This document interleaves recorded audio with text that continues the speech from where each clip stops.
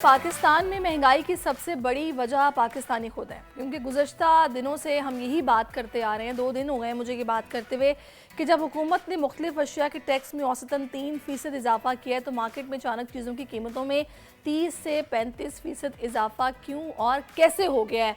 और बहैसियत कौम हमारी पस्ती का ये आलम है कि ज़ायद मुनाफा हमारे यहाँ हलाल समझ कर खाया जा रहा है। तो एक आम सारिफ को करना क्या चाहिए, उसके पास क्या राइट्स हैं। जी, हमने कंज्यूमर प्रोटेक्शन कोड पर बात करनी है और मैंने सारी चालाकियाँ आपको समझा देनी है कि आप बतौर कंज्यूमर क्या कर सकते हैं, क्या नहीं कर सकते हैं। ये आपके हकूक़ हैं, इनको समझना, इनको जानना, फिर इस पर अमल करना, ये आपका अपना हक भी है और आपको करना भी चाहिए, बजाय इसके कि आप मुनाफाखोरों के मुँह में पैसे डालते रहें और वो खाते रहें।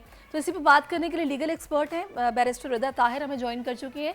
रिदा, thank you so much for joining us. अच्छा, मैंने जैसे कि बोला है कि सारी चालाकियाँ पाकिस्तानियों को पता नहीं क्यों नहीं पता, या वो जानना नहीं चाहते या उन्हें बताया नहीं गया, उन्हें डायल में रखा गया है।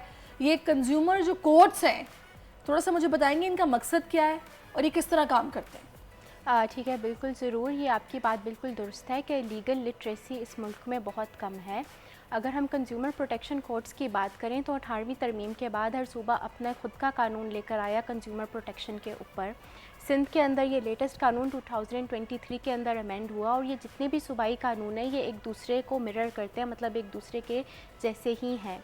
कंज्यूमर कोर्ट ऐसे इशू पे जाया जा सकता है जहाँ पे कोई मैन्युफैक्चर में डिफ़ॉल्ट हो या कोई गुड्स या प्रोडक्ट्स हो उनके अंदर कोई मसला हो, या फिर इवन प्राइसेस को ठीक से या स्टोर की पॉलिसीज़ को ठीक तरीके से ना लिखा गया हो और कंज्यूमर को मिस रिप्रेजेंट किया गया हो, कोई डिफेक्टिव प्रोडक्ट दिया गया हो। इसके हवाले से कंज्यूमर कोर्ट में केस किया जा सकता है, लेकिन ज़रूरी है कि ये 30 दिन के अंदर अंदर जो कंज्यूमर है वो कोर्ट के अंदर केस करे। अगर कोई मेडिकल एमरजेंसी हो जाती है, जिस तरह प्रोडक्ट खुद डैमेजिंग होता है और कोई मेडिकल एमरजेंसी हो जाए, तो ये टाइम पीरियड एक्सटेंड किया जा सकता है। नहीं तो 30 दिन के अंदर अंदर कंज्यूमर कोर्ट में जाके अपना केस दाखिल करना होता है। अच्छा, अब मुझे बताइए कि आम सारिफ जो कि अब ये ऑब्ज़र्व कर रहा है कि वो जो प्रोडक्ट बाय कर रहा है, तो उसका क्वालिटी वाइज बहुत उसका लो स्टैंडर्ड है, लेकिन प्राइस उसकी बहुत हाई है, और जो गवर्नमेंट की तरफ से ज़ाहिर है प्राइस फिक्स की गई है उससे कहीं ज़्यादा जो ट्रेडर है वो उससे वसूल कर रहा है। तो ऐसे में वो किस तरह जाकर ये बात ज़ाहिर है दरख्वास्त देगा कंज्यूमर कोर्ट में, वो क्या लीगल प्रोसीजर होगा जो उसको फॉलो करना है? तो बेसिकली 30 दिन के अंदर जब वो केस दाखिल करता है तो 15 दिन के अंदर अंदर जो है दूसरी साइड को, दूसरी पार्टी को अपना जवाब देना होता है कि किस बेसिस के ऊपर वो अपने केस को डिफेंड करते हैं। इसके लिए भी उसको पहले एडवोकेट हायर करना पड़ेगा? उसको बिल्कुल एडवोकेट हायर करना पड़ेगा, और प्री ट्रायल स्टेज के ऊपर एक कंज्यूमर के पास और रेमेडी है कि वो ये भी कह सकता है कि वो एक कॉस्ट उनको पे कर दें, और उससे अगर दूसरी पार्टी जो मैन्युफैक्चरर है या प्रोड्यूसर है वो एग्री करता है तो कोर्ट उसी के ऊपर जजमेंट बेस कर सकता है। लेकिन आगे जाके वो अगर एग्री नहीं करता और उसके हक में, कंज्यूमर के हक में केस आ जाता है, तो ना सिर्फ उसको वकील की लिटिगेशन की कॉस्ट पे करनी पड़ेंगी, बल्कि जो डैमेजेस हैं वो भी पे करने पड़ेंगे। यानी कि जो इस पे गिल्टी होगा उसको। जी बिल्कुल। तो ये तो बड़ी अच्छी बात है। अगर आपका केस जायज़ है और आपको लगता है कि भाई ये वाकई ज़्यादती हो रही है, तो आपको बस एक दरख्वास्त देनी है, वकील को आप हायर तो करेंगे, लेकिन अगर आप ये केस जीत जाती होगा वो सारे पैसे वो देगा वकील को भी, और साथ में जो आपका नुकसान हुआ होगा वो आपको भी वापस करेगा। ऐसा ही है? ये तभी है अगर प्री ट्रायल स्टेज के ऊपर आप एक सफिशिएंट एग्रीमेंट में एग्री कर लें। मतलब ये कि एज अ कंज्यूमर आपके भी बहुत ज़्यादा वो चार्जेस नहीं होने चाहिए, उससे ज़्यादा डैमेजेस आपको नहीं मांगने चाहिए। रीज़नेबल जितने आपको डैमेजेस हुए हैं उतने ही रिक्वेस्ट करने चाहिए। बट यहाँ पे मैं ये भी बताती चलूँ कि लॉ एंड जस्टिस कमीशन की एक रिपोर्ट के मुताबिक 15 साल लग जाते हैं किसी भी केस को मुकम्मल होने में, और इस एक्ट के अंदर ये लिखा गया है कि 6 माह के अंदर अंदर केसेस को कंप्लीट हो जाना चाहिए, डिस्पोज ऑफ हो जाना चाहिए। लेकिन इम्प्लीमेंटेशन में वीकनेस ये ज़रूर है कि केसेस टाइमली फिनिश नहीं होते, और लीगल जो कॉस्ट्स हैं, क्योंकि जो प्रोड्यूसर है वो हमेशा एक एडवांटेजियस पोजीशन पे होता है और वो वकीलों को जैसे हायर कर लेता है, और वो वकील हर केस पे डिफरेंट केसेस में पेशी लगाते जाते हैं या एडजर्नमेंट लेते जाते हैं। Delaying tactics. तो डिलेइंग टैक्टिक्स यूज़ होते हैं, जिससे eight the end of the day consumer को ही हार्म होता है। और अब देखिए ना, यहाँ पे तो प्रॉब्लम आ जाता है फिर। अब मुझे ये बताइएगा कि एक किसी को दूध का डब्बा भी अगर महंगा मिल रहा है और वो जज्बाती होकर चला गया अदालत कि कैसे हो रहा है, तो वो तो 15 साल इंतजार करता रहेगा, वकील टाइम लेता रहेगा, वो बेचारा पेशियाँ भुगतता रहेगा। वो कहेगा बेहतर है कि मैं दूध के डब्बे के पूरे पैसे दे दूँ और मैं अपना पेट्रोल भी बचाऊँ, अपना टाइम भी बचाऊँ और अपना ज़हनी सुकून भी बचाऊँ। मसला यहाँ आता है। यहाँ पे इसको स्ट्रेंथन करने के लिए इस पोजीशन को मैं ये रिकमेंड करना चाहूँगी कि कोर्ट के अंदर हर छोटी चीज़ पे केस करने की वजह से बहुत ज़्यादा जस्टिस सिस्टम में वैसे भी डिलेज़ आते हैं। हमारे लीगल सिस्टम को अब अल्टरनेटिव डिस्प्यूट रेजोल्यूशन के मैकेनिज़म्स को अडॉप्ट करना चाहिए, जिसमें मीडिएशन और निगोशिएशन भी शामिल है। यहाँ पे कोर्ट जाने के बजाय आप एक न्यूट्रल पार्टी मीडिएटर से अपना केस रिजॉल्व करवा सकते हैं। लेकिन ज़रूरी है कि अब हमारा स्टेट इस चीज़ को एटलीस्ट स्मॉल क्लेम्स के अंदर मैंडेटरी बनाए, ताकि कोर्ट के डॉकेट्स के अंदर ज़्यादा टाइम वेस्ट ना हो, जिससे जस्टिस सिस्टम एक जो है एक कॉम्प्लेक्स पोजीशन में आ जाता है और कंज्यूमर्स को उनके राइट्स नहीं मिल क्या पाते। वजह है कि हुकूमती सतह पर भी इस हवाले से किसी किस्म की कोई वो नहीं है, एक प्रेशर होता है या फिर एक ज़ाहिर है आपको कि कहा जाता है कि भाई आपने जल्दी निपटाने हैं या केसेस को जल्दी वाइंड अप किया जाए। ये तो बड़ी अजीब सी बात है कि प्रेशर भी होता है, बर्डन भी होता है केसेस का, लोग डर के मारे जाते नहीं हैं, केसेस पेंडिंग होते रहते हैं, वकील फीसें खाते रहते हैं, लोग परेशान रहते हैं। तो रूल्स बन जाना ही काफ़ी नहीं होता, जब तक आप आगे वाला काम नहीं करेंगे तो रूल्स के बनने का भी कोई फ़ायदा नहीं है। आई एग्री विद यू, और इसकी वजह यह है कि रिसोर्सेज बहुत ज़्यादा कमी है, जिसकी वजह से स्टेट प्रॉपर्ली रिसोर्सेज को जब नहीं लगाता तो उसकी वजह से ये प्रॉब्लम्स पेश आती हैं। लेकिन अगर अल्टरनेटिव डिस्प्यूट रेजोल्यूशन जैसे मैकेनिज़म्स को अडॉप्ट किया जाए तो वो बेहतर होगा।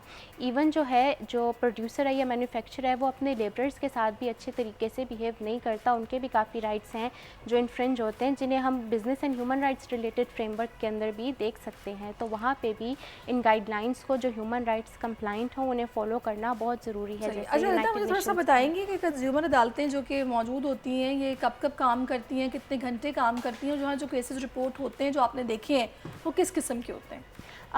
ये जुडिशल मैजिस्ट्रेट इनको प्रोसीड करता है, और ये कोर्ट के जितने टाइमिंग्स होते हैं सुबह से लेकर 2 बजे तक ये कोर्ट्स जो हैं ये प्रोसीड करते हैं और केसेस की भी हेयरिंग करते हैं। एक्ट के अंदर ये लिखा गया है कि जो गुड्स की डेफिनेशन है वो वही सेम है जो सेल्स ऑफ गुड्स एक्ट के अंदर दी गई है। तो इसमें कोई भी मूवेबल और रिमूवेबल प्रॉपर्टी शामिल हो सकती है, और इसके अंदर गैस और इलेक्ट्रिसिटी भी शामिल होगी, क्योंकि उसकी वजह से भी काफ़ी वजह से भी जब लो वो होता है आता है लोड बिजली का, तो उसकी वजह से काफ़ी अप्लाइंसेस भी डिफ़ॉल्ट कर जाती हैं। तो ऐसे कुछ केसेस भी मैंने देखे हैं जो कोर्ट के अंदर आए हैं, but at the end of the day मसला यही है कि ये 6 माह के अंदर रिजॉल्व नहीं होते, इन्हें बहुत अरसा लग जाता है, और हर जो लोग हैं वो गिव अप कर देते हैं, क्योंकि कोर्ट्स को नेविगेट करना ही एक बहुत मुश्किल चीज़ है। अब इस सारी सूरत हाल में आप पे काम कंज्यूमर को क्या मशवरा देंगे? मैं कंज्यूमर को ये मशवरा दूंगी कि वो रूल्स एंड पॉलिसीज़ को पढ़े और पढ़ के उसके बाद कोई भी चीज़ परचेज़ करे। लेकिन अगर उसको कोई भी ऐसा इशू आता है तो वो उसको ज़रूर रेज़ करे। पहले कोशिश करे कि इमोशनल होने के बजाय उसको मीडिएशन या दूसरे अल्टरनेटिव डिस्प्यूट रेजोल्यूशन के किसी मैकेनिज़्म से रिज़ॉल्व किया जाए, लेकिन उसके लिए ज़रूरी है कि दोनों ही एक म्यूचुअल अंडरस्टैंडिंग करें। तो मैं बिज़नेस एंटिटीज़ को भी ये मशवरा दूँगी कि consumers are the only people which are making the business go, तो उनको भी एक रिस्पेक्टेबल तरीके से ट्रीट करना चाहिए और अपने प्रोडक्ट्स की क्वालिटी इम्प्रूव करनी चाहिए, ताकि कंज्यूमर बार बार आपके उसमें आए एंड परचेज करें। तो this is like a mutual thing जो कंज्यूमर और प्रोड्यूसर और मैन्युफैक्चरर दोनों को करना पड़ेगा। लेकिन पाकिस्तान में जो भी फ़िलहाल हालात हैं, आई डोंट थिंक सो कि ऐसी सिचुएशन है कि मीडिएशन और ये आपस में ही कुछ ऐसी निगोसिएशन हो जाए कि मामला वहीं सॉर्ट आउट हो जाए। यहाँ तो बेबस मैंने देखा है तो सिर्फ कंज्यूमर को देखा है, मैंने नहीं कभी देखा कि किसी ऐसे ट्रेडर को आप कन्विंस करने में कामयाब हो जाए। वो तो अपनी कॉस्ट ऑफ प्रोडक्ट ही बता देगा, जी मैं क्या करूँ, मुझे तो पीछे से इतने का पड़ रहा है तो मेरी मजबूरी है ये।